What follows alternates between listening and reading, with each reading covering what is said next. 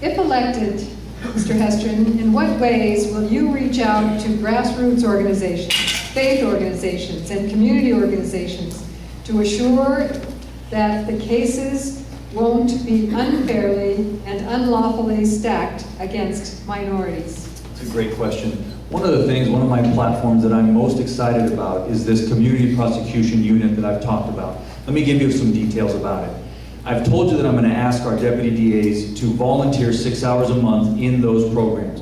But really, the overall structure of the program, when I'm elected, I'm going to start a foundation. I'm going to raise money, and we're going to use the money collected from very generous people around Riverside County to partner with faith-based organizations and churches with existing programs, and we're going to use that money and our personnel to breathe new life into these programs and to make sure that the people, the public knows that district attorneys are not just there to prosecute in court. We're there at meetings to listen, and we're going to participate. I'm serious about this. This is not election year rhetoric. The DAs know what I expect of them when I'm elected, and I'm going to ask for more than Mr. Zellerbach has asked. I want to transform our office so that we can transform this community. Mr. Zellerbach. Certainly. You know, I appreciate Mr. Hestron's idea of asking the attorneys to volunteer 6 hours a month. That would be wonderful, terrific. But the reality is over half of our attorney staff lives out of the county. And they have commitments to their families and other types of things in Riverside, outside of Riverside County. But I don't just talk the talk, I walk the talk.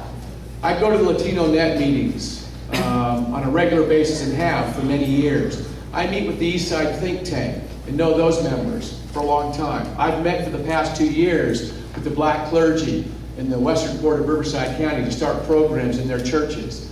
I've been doing that for a whole long time. Like I said, I was on the City of Riverside's Human Relations Commission for 8 years when I was still a prosecutor in the DA's office.